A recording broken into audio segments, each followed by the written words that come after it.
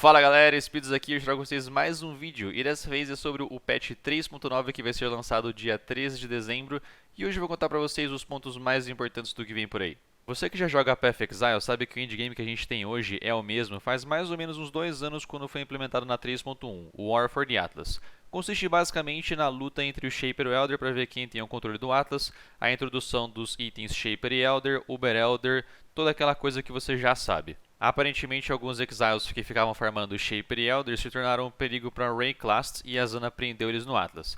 Só que agora esses caras voltaram e a gente precisa retomar o controle do Atlas. Isso significa que o objetivo do endgame mudou. Antes era matar o Uber Elder, agora é matar os Conquerors of the Atlas. A primeira grande mudança que temos então é em relação ao Atlas. Nesse novo sistema você começa a partir do centro com todos os mapas tiers brancos. Ele também está dividido em regiões que podem ser influenciadas pelas Watchstones, e você consegue elas matando os Conquerors. Colocou uma, você aumenta o tier e libera mais mapas. Colocou outra, aumenta o tier de novo e libera mais mapas, e assim por diante, até que eventualmente todo o seu Atlas tenha no mínimo tier 14. Isso nunca foi possível antes e muda um pouco a estratégia de jogo, porque antigamente era possível você dar shape no seu Atlas e ficar dropando o mesmo mapa infinitas vezes e ficar fazendo ele até cansar. Hoje, segundo os desenvolvedores, a ideia é você farmar a região em si e não somente um mapa específico. Seguindo nessa ideia, vem uma mudança extremamente boa, na minha opinião, que é em relação aos sextantes. Antigamente ele afetava no máximo 5 mapas e agora ele afeta a região inteira. Isso implica que ele afeta no mínimo aí tranquilamente uns 10 mapas. Gosto muito dessa mudança porque otimiza o uso dos seus sextantes e vai muito na linha de raciocínio que o Chris Wilson sempre fala,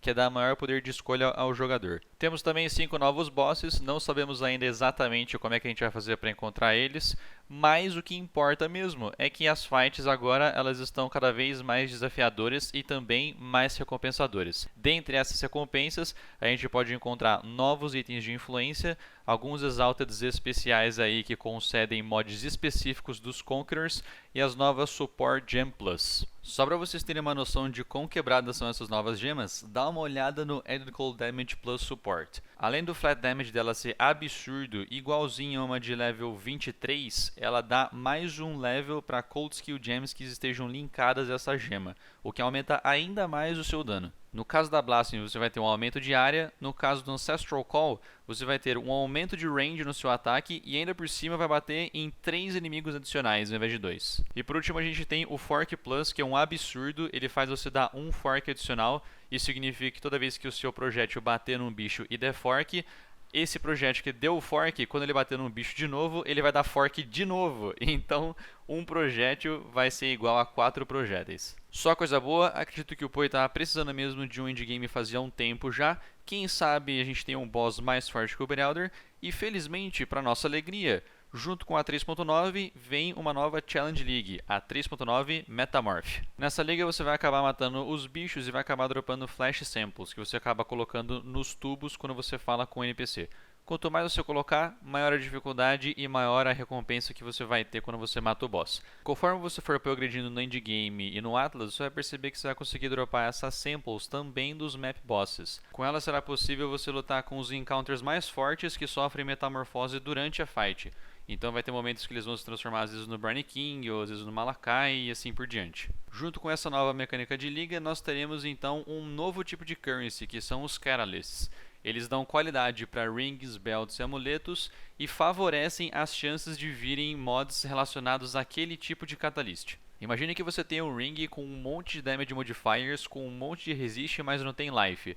Essa seria a situação perfeita para você usar um Catalyst que aumentasse as chances de vir um modifier relacionado a life e você jogar um Exalted com maior chance de sucesso. Eu não sei pra vocês, mas o último assunto desse vídeo me deixou muito feliz, que é o rebalanceamento de todas as skills de bow presentes no jogo, com a adição de 5 novas skills, além de mudança no Barrage e adição de um Arrow Nova Support. O novo Barrage não é mais uma skill ativa, e sim uma skill suporte, então você pode linkar ela com qualquer outra skill bow ativa, que você vai virar uma metralhadora daquela skill.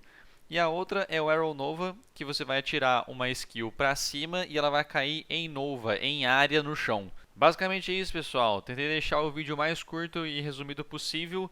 Estou muito animado com o novo endgame e rework de boas skills e espero que vocês também estejam. Se você gostou do vídeo, deixe o seu like e se inscreva no canal, ajuda demais. Muito obrigado por assistirem, espero que tenham gostado e até a próxima!